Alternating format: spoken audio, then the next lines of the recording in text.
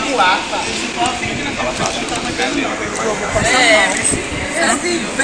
O cabelo de Diana molhou todinho. E a chapinha de Diana que molhou todinho.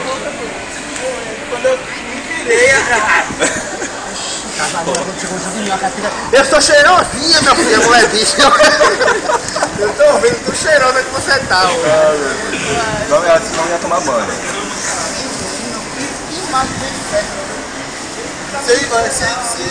Se o inferno tiver metade do que tem aqui, eu não quero ir. Quando ele não me conhecia lá em Moreno, agora ele trabalha no shopping, olha lá. Tudo bom?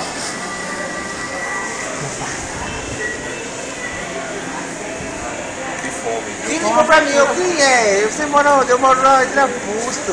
Mas quando ele disse, tá, eu vou lhe esperar você chegar na sua cidade natal pra você fazer um bolinho. Eu descobri logo, é Day, né? Day. Aí ele não se aguentou não. Nem o Marco Vanessa.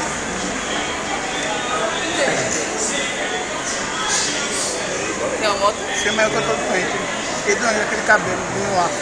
Que cabelo miserável. De lá, tá? De rapaz. A gente pega algumas 11 horas, né? Deixa a gente pegar a bola, tá vendo? Ele e a mulher tava toda fedida. Eu pensava que ela era Denise. Diana. A escova de Diana foi embora. Tu tava olhando quando vê a água, a luz apareceu. Não, eu só dei pra cuidar da água junto com você baixando. Não, eu ainda vi assim o negocinho. Eu olhando pra a água, olhando o cara da moto, o cara arretado olhando, o cara gritando, muito a cara do homem todo. Tá bom, deixa o Neto, vai dar meia hora de pouco. Bota mesmo, vai já. Mas foi, Marcelo. A diferença sabe e através de torta, não trouxe torta, não trouxe nada. Mas se todo dia for assim pra sair é divertido. É não, olha, só foi hoje. Então andei só. A Thundercat deu um pau, um pulo.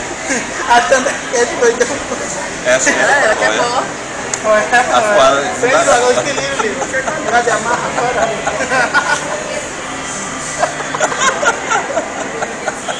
Vai dar um coquinho, né?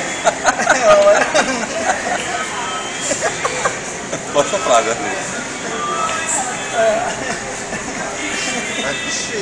Olha, pode agora ali, né? Olha.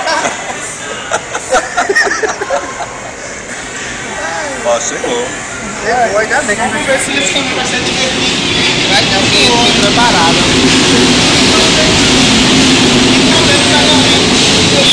Vai procurar um boy. Vai ser o que? Vai pra cabeça de muito. Ah, mas